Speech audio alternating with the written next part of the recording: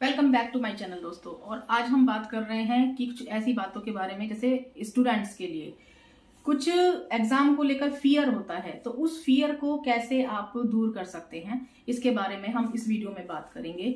और फियर जो होता है वो किस लिए होता है? जो विद्यार्थी होते हैं उनको जो लगता है, डर लगता है, एग्जाम के नाम पर डर लगता है, या फिर ऐसे लगता है कि हम किस तरीके से तैयारी करें, या कुछ इस तरीके की चीजें आपके मन में चलती रहती हैं।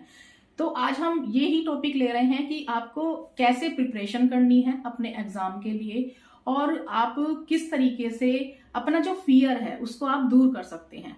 तो देखिए दोस्तों, जो विद्यार्थी होते हैं उनके मन में सबसे पहले तो ये डर लगा रहता है कि मार्क्स को लेकर डर लगा रहता है कि हमारे कितने परसेंटेज आएंगे, या फिर हम मार्क्स कम आ गए, या कैसे हम इसको करें, कि एक स्ट्रेस लेवल बढ़ा लेते हैं कि हमें इतने परसेंटेज ही चाहिए।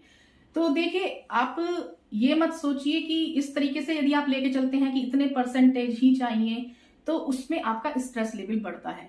लेकिन जो स्टूडेंट्स हैं वो यदि अपनी पढ़ाई पर ध्यान दें, यानी कि जो कॉन्सेप्ट्स होते हैं उनको आपको अच्छी तरीके से समझना होता है, और एक आपको प्रैक्टिस ज्यादा से ज्यादा करनी है।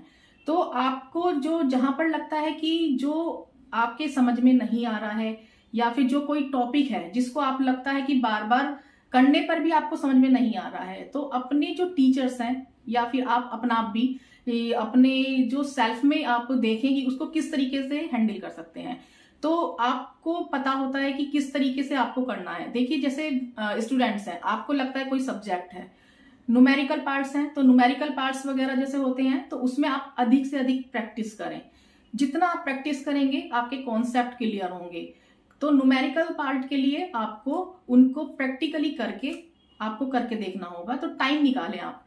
इसके अलावा जो न्यूमेरिकल के अलावा जो आपका थ्योरेटिकल पार्ट होता है उसको पहले से आप समझें, टॉपिक्स को समझें कि उस टॉपिक से रिलेटेड जो आपको, कि उसके अंदर क्या क्या चीजें, आपको रट्टाफिकेशन नहीं करना है। जहां पर चीज रटने वाली आ जाती है वहां पर थोड़ा सा प्रॉब्लम्स आने लगती हैं।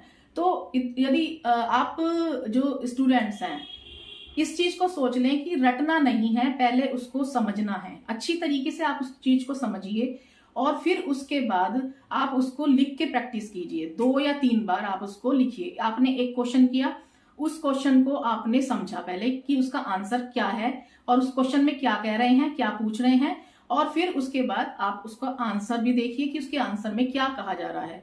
फिर समझने के बाद उसको पहले एक बार आप याद कीजिए, उसके बाद उसको लिख के देखिए। और प्रैक्टिस करने के बाद जब आप देखेंगे कि आपको अच्छी तरीके से वो लर्न होने लगेगा। यदि आपको लगता है कि कुछ इसमें ढंग से नहीं हो पाया है, तो फिर आप उस क्वेश्चन को लिखिए दोबारा से, और फिर उसका आंसर दोबारा से फिर आप लिख के देखिए। तो ऐसे आप प्रैक्टिस कीजिए। तो टाइम आपको निकालना पड़ेगा।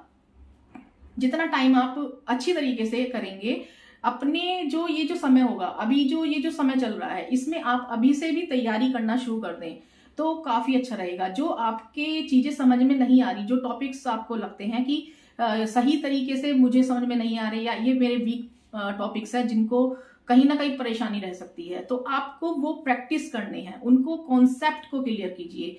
यदि मैं जैसे बात करूं कि जैसे कोडिंग वगैरह भी होती है, जैसे आईटी, जैसे आईपी वगैरह होते हैं, जो सब्जेक्ट्स होते हैं जहां पर लैंग्वेजेस जैसे सी++, जावा जैसे इस तरीके की भी होती हैं, तो कोडिंग जो होती है, कोडिंग का कॉन्सेप्ट समझिए कि कहां पर कैसे करना है, और उसके बाद उसको फिर आप करके देखिए। तो जितना आप प्रैक्टिस करेंगे कॉन्सेप्ट आपके क्लियर होते रहेंगे।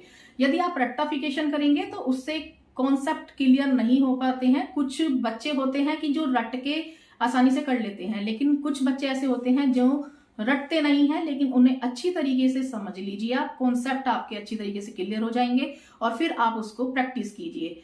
यदि आप ये प्रोसीजर फॉलो करते हैं तो आपके मार्क्स बहुत अच्छे आएंगे। और यदि इनडायरेक्ट वे में भी क्वेश्चन आ जाता है एग्जाम में, तो आप उसको भी सही तरीके से कर पाएंगे और आपके मार्क्स बहुत अच्छे आएंगे। तो ये जो फियर होगा ना एग्जाम का, ये आपके मन से निकल जाएगा। तो थोड़ा सा समय आप अपनी पढ़ाई पर लगाइए और प्रैक्टिस कीजिए। तो प्रैक्टिस से आपकी चीजें जो है वो बहुत ही ज्यादा अच्छी तरीके से हो पाएंगी और आपके फिर मार्क्स भी देखिए, मार्क्स भी काफी अच्छे आएंगे। और मैं स्टूडेंट्स के लिए एक चीज और कहना चाहूंगी कि आपकी जो एबिलिटी होती है वो परसेंटेज पर डिपेंड नहीं होती है, कि बच्चे यदि 95% ले आए, 96% ले आए, 99% ले आए तो वो ही बच्चे बहुत होशियार हैं। काफी बार ऐसा भी होता है कि बहुत ही इंटेलिजेंट बच्चे भी होते हैं लेकिन उनके फिर भी मार्क्स नहीं आ पाते, कम मार्क्स रह जाते हैं, किसी के 70% रह जाते हैं, किसी के 80% रह जाते हैं। तो आप ये मत सोचिए कि परसेंटेज से आपकी एबिलिटी को नापा जाएगा। तो आपकी एबिलिटी, आपकी जो स्किल्स है, आपकी जो हुनर है, या आपकी जो कहना चाहिए कि आप कितने होशियार हैं, ये चीज ये मेंशन नहीं करता कि आपके मार्क्स कितने परसेंट आ रहे हैं। हाँ, ये जरूर है कि जहां पर एडमिशन के लिए कुछ चीजें होती हैं कि वहां पर इतने परसेंटेज चाहिए, तो वहां पर तो चीजें होती हैं। लेकिन यदि आप पेरेंट्स के लिए भी मैं बोलना चाहूंगी कि बच्चों पर इतना स्ट्रेस नहीं डालना आपको पढ़ाई को लेकर कि आप इतने परसेंटेज लेकर आइए। देखिए आपके वहां पर देखिए वो रिलेटिव्स के बच्चे हैं या फिर कोई आपके पड़ोस में कोई बच्चे हैं, तो वो इस तरीके से आप प्रेशराइज अपने बच्चे को नहीं करना है। तो बच्चों के लिए मैं यही बोलूंगी कि आप कॉन्सेप्ट को समझ के और ढंग से कीजिए, आपके मार्क्स बहुत अच्छे आएंगे और आप देखेंगे कि आपके जो कॉन्सेप्ट है वो आगे भी, जैसे भी आप आगे भी कुछ पढ़ाई करते हैं उस रिलेटेड सब्जेक्ट से, तो आपके जब पहले से बेस, कहना चाहिए ना, बेस पक्का होगा तो आपको आगे भी प्रॉब्लम्स नहीं आती हैं और मार्क्स तो काफी अच्छे आ ही जाएंगे जब आपके लिए प्रैक्टिस आप करके कॉन्सेप्ट क्लियर रहेंगे। तो जो फियर होगा उसको आप निकालना है, क्योंकि टेंशन करने से कुछ होता नहीं है।